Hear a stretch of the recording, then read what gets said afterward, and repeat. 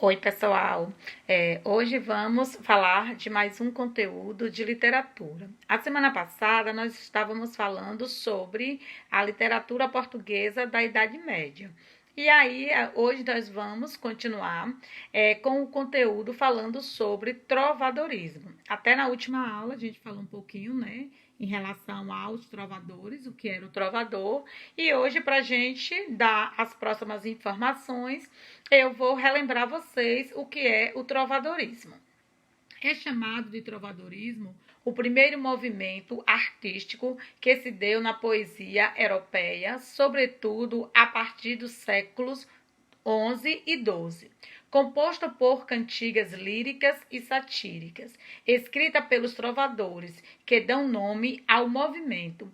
Era um híbrido entre a linguagem poética e a música. Então, vocês veem aí que os trovadores faziam, no caso, essas cantigas e eram declamadas.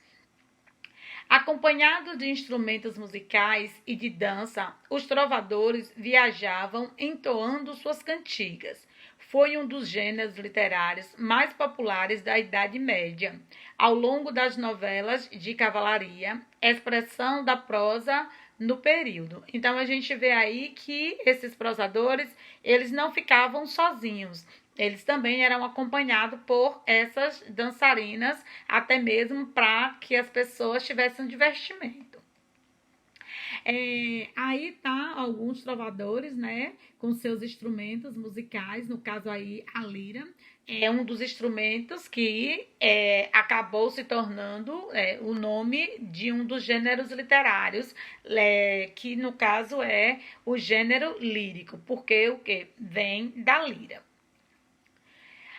Como todos os estilos literários, os movimentos, as correntes literárias, a gente tem algumas características, né? E o trovadorismo também tem suas características. As obras do trovadorismo são chamadas cantigas, pois eram escritas para serem declamadas. Não havia cultura do livro na Idade Média.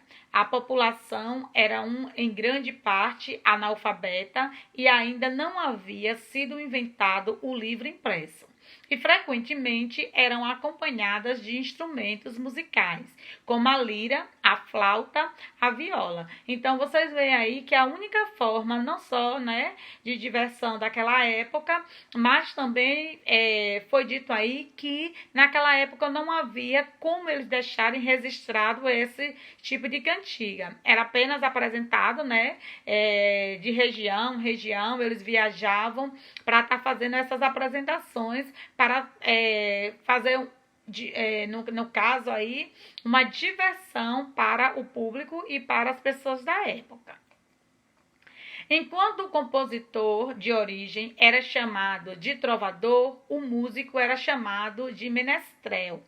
Chamava-se segrel o trovador.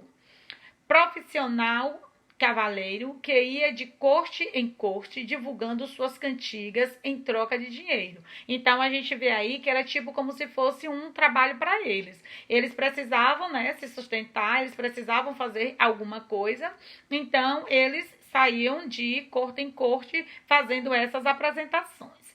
Havia ainda o jogral, cantor de origem popular, que interpretava cantigas de outrem e compunha as suas próprias.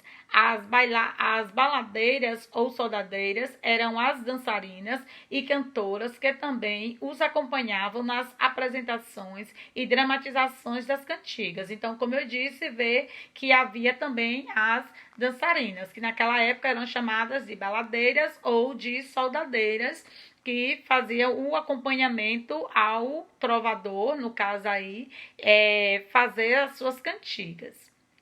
Aí, como a gente sabe, todo gênero, literário, ele tem um nome. E esse instrumento musical chamado de lira foi justamente que deu origem ao gênero literário chamado gênero lírico. As cantigas, elas são divididas, né? E aí a gente viu até o início dessas cantigas na semana passada, e elas são divididas em lírico e satírico. As cantigas líricas são cantigas são as de temática, amorosa, e possuem 2 tipos, cantigas de amor e cantigas de amigo.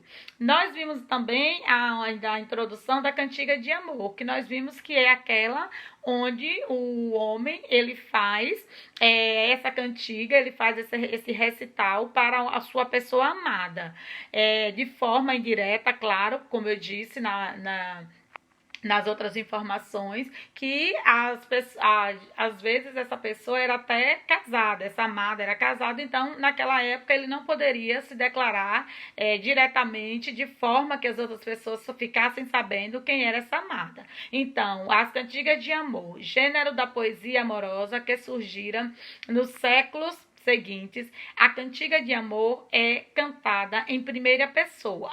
Nela, o trovador declara seu amor por uma dama, geralmente acometido pela coita, a dor amorosa diante da indiferença da amada. Então, nem sempre ele era correspondido. Já as cantigas, no caso de amigo, embora compostas por trovadores homens, representam sempre uma voz feminina. Por quê? Porque nessa época as mulheres elas não podiam fazer parte desse tipo de recital. Então, um próprio homem, ele fazia a voz feminina para fazer a declamação dessas poesias. Só que ele, com a voz feminina, estaria declarando para uma mulher. Para um homem, desculpe. E aí, nesse caso, quando ele fazia essa declaração, eles não fazia diretamente como as de amor. Eles tinham que fazer indiretamente, no caso, como se a mulher estivesse apenas conversando com uma pessoa amiga, com a mãe, com a irmã, com o padre, para poder ela não estar se expondo naquela época. As cantigas satíricas destinam-se a ironizar ou difamar determinada pessoa. Existem 2 tipos de cantigas satíricas, as de escárnios e a de maldizer. As cantigas de escárnios são mais irônicas e trabalham, sobretudo, como trocadilhos e palavras de duplo sentido, sem mencionar diretamente nomes. São críticas indiretas. É um maldizer de maneira encoberta, inusitada. Então, essas cantigas de escárnio, elas faziam justamente essa ironia, só que era uma ironia indiretamente, né? O que era totalmente diferente das cantigas de maldizer. As cantigas de maldizer são aquelas em que os trovadores apontam direta e nominalmente o alvo de suas sátiras, de forma propositalmente ofensiva e fazendo uso de vocabulário grosseiro. Então, já era diferente essas cantigas de maldizer, porque elas já eram diretas e bastante ofensivas. Eles queriam colocar mesmo a questão da situação, do que estava acontecendo no momento. Então, era o momento que esses trovadores eles tinham para fazer, no caso, essas denúncias. E aí nós temos o jogral medieval tocando uma alaude, que é esse instrumento musical, né? Parecendo um cavaquinho, o nosso violão de hoje em dia, mas chamava alaude. E assim, gente, foi mais uma aula sobre o trovadorismo. Nas próximas aulas a gente vai estar falando sobre o humanismo. Tchau, até a próxima, pessoal!